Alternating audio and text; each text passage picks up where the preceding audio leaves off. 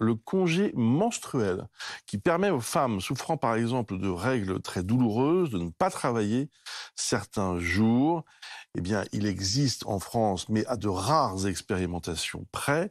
En revanche, la maire de Paris, Anne Hidalgo, vient de demander à la Première ministre d'encadrer la mesure dans sa municipalité et donc de rendre tout cela officiel et de le mettre en œuvre, de le mettre en pratique. On va en parler dans quelques instants avec notre invitée Raphaël Rémy-Leleu, qui est vice-présidente du groupe écologiste de Paris. Mais juste avant, Fanny Wegscheider, de quoi parle-t-on précisément ? Eh bien, dans les grandes lignes, ce congé menstruel, il s'adresse donc à des femmes, vous le disiez, qui souffrent par exemple de règles douloureuses ou encore de certaines pathologies comme l'endométriose ou d'autres pathologies du même type. Elle leur permet de bénéficier d'un arrêt maladie ou alors d'adaptation de leur modalité de travail, aménagements qui peuvent être indemnisés ou pas, ça dépend.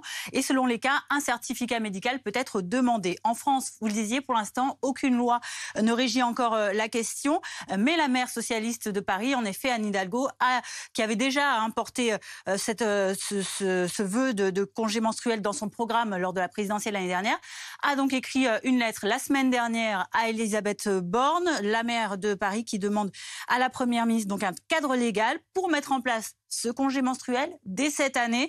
Ça consisterait à un congé rémunéré pour toutes les agentes de la ville de Paris.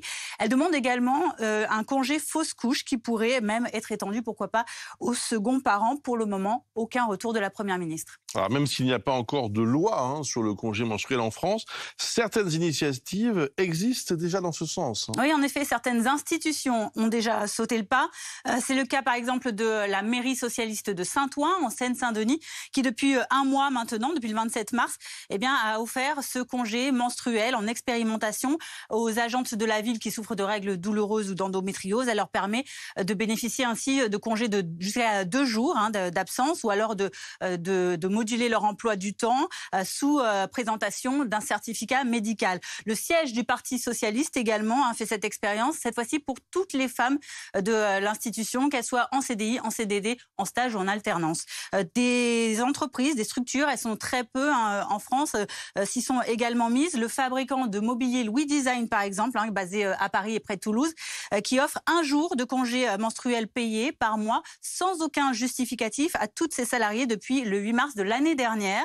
La société coopérative de production La Collective également à Montpellier, spécialisée dans le recrutement des donateurs pour ONG, s'est lancée dans cette voie, et puis aussi les grandes enseignes comme L'Oréal ou encore Carrefour. Par ailleurs, une volonté politique désormais émerge un peu dans notre pays.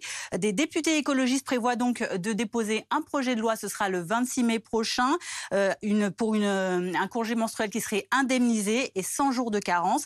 Et des députés socialistes ont également conduit des consultations dans ce même objectif. Merci beaucoup Fanny Wegscheider. La conseillère de Paris, Raphaël Rémy-Leleu, est donc avec nous. Bonjour. Bonjour. Alors, vous saluez cette demande de la maire de Paris, Anne Hidalgo ? Plus encore, les écologistes au Conseil de Paris, nous en sommes à l'initiative, puisque cela fait suite à un vœu que nous avons déposé au dernier Conseil de Paris. On demande cette expérimentation du congé menstruel au sein de la ville pour aussi pousser ce plaidoyer national pour qu'on ait enfin un cadre légal.